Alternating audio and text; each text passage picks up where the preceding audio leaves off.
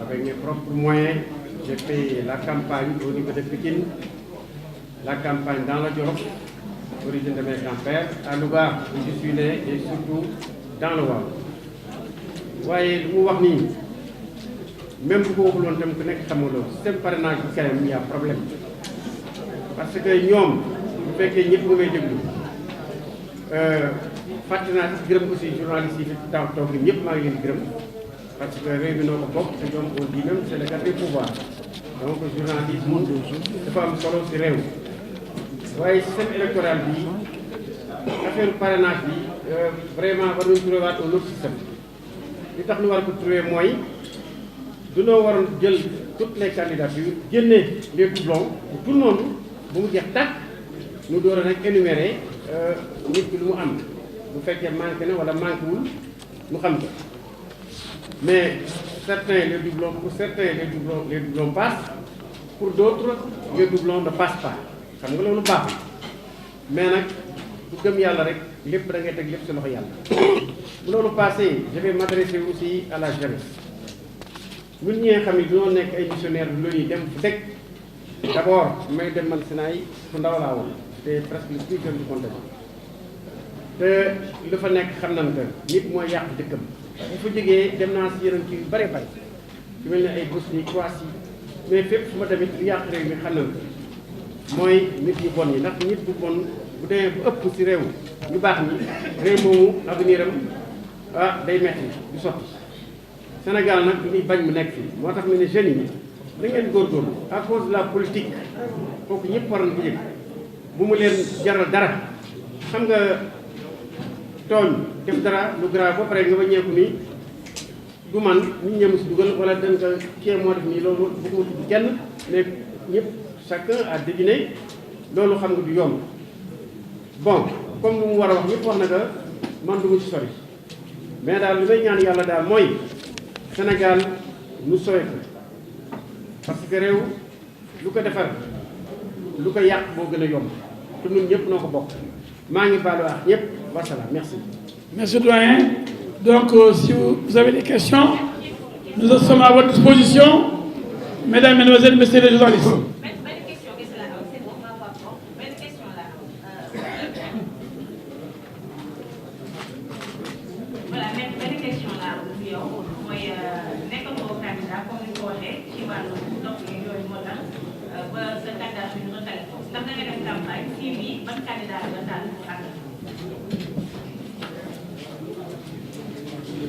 Question bu am solo ngi noonu tànn bu ñu benn candidat ndax ànd ak candidat dañ koy teg ci programme teg ko ci confiance teg ko ci contrat de partenariat te pour le moment waxtaan yëpp bu ñëw kenn ba d'accord am na ñu ñu bëri ñu laaj jàppale leen ñu nekk ñu yambaru kenn ba jàppale noonu dañuy am d'accord ci lu leer boo ko defu ñu dénoncé la te bu ñu àndee dañuy xam yan poste la ñu jox sunu parti ak sunu coalition duñu nekk suqu kenn taalibe kenn di pousse kenn ko paan mu daal di tàkk machine ba tàkk mu fàtte dafa lu ñu wër daal mooy campagne bi mën nañ cee bokk comme mën nañ cee bañ a bokk buñ gisul ku ñu doy ñu ànd d'accord ànd ci programme mu intégré suñu programme ci gouvernement intégrer suñuy nit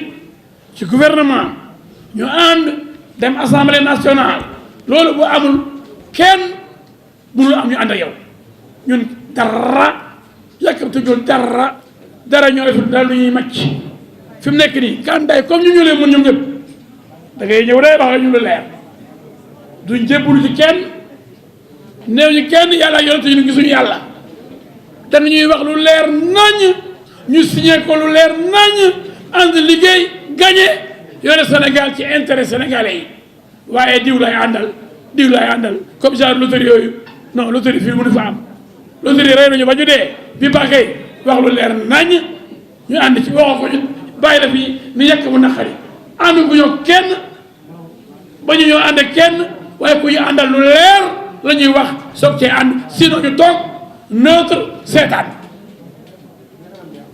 Quoi, beneen question?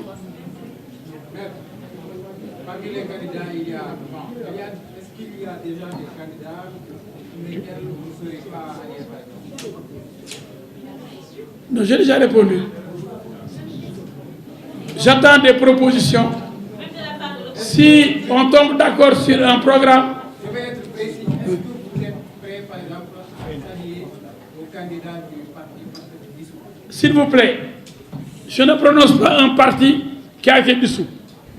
J'ai de respect pour l'État du Sénégal, sa constitution et ses lois. Un parti qui est enterré, ne me parlez pas de lui. Je suis juriste. C'est vous qui vous permettez de dire tel nom, alors qu'on doit, si on le prononce, on doit arrêter. Actuellement, on doit vous arrêter. Parce que vous violez la loi. Même les gens qui disent ex-Modou, ex-IF, on doit les arrêter. Parce que vous faites revenir le bon qui a été éliminé du circuit. C'est une façon, c'est une tricherie en disant nous invitons Modou Ndiaye de ex-tel. D'abord, vous faites vivre ex. Et vous amenez quelqu'un dont le parti a été dissous sur les plateaux de télévision. C'est une violation de la loi. Tel ex-tel. Parce qu'ils sont nuls aussi, ceux qui le disent en général. Ils ne sont pas des juristes peut-être. Ils peuvent être pardonnés. Mais quand on dissout, quand on prononce la dissolution d'un parti, quiconque prononce le nom de ce parti doit être arrêté immédiatement. C'est une violation de la loi.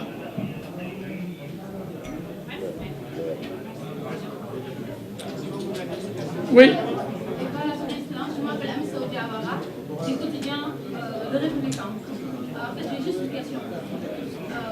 Que répondez-vous à ceux qui agitent l'idée d'un rapport à la présidentielle? Un rapport. Voilà, c'est un pays fou, le Sénégal. Comment peut-on, après avoir choisi les candidats qui doivent aller dans un mois, jour pour jour, le 25 février, nous sommes le 25 janvier, jour pour jour, à un mois de l'élection présidentielle, jour pour jour, comment peut-on penser un seul instant obtenir un report de cette élection?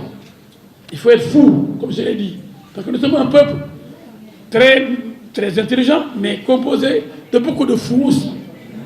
Il y a trop de malades mentaux qui marchent avec des habits propres, mais qui n'ont rien dans la cervelle. Mais comment peut-on poser cette question?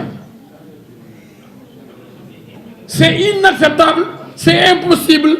Et quand les gens vont dire au président, il faut corriger, le président n'a pas de pouvoir pour corriger ou réformer une décision du Conseil constitutionnel. Le vin est tiré, il faut le boire. On a été jeudi, c'est l'élection la plus idiote de l'histoire de l'humanité. C'est l'élection la plus ridicule depuis que l'humanité existe. Une élection présidentielle basée sur la loterie, c'est du n'importe quoi.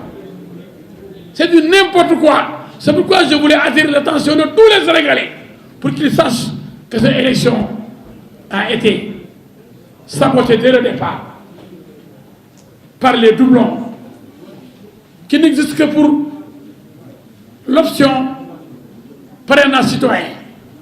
Doublons qui n'existent pas pour l'option des députés ni pour l'option des élus locaux.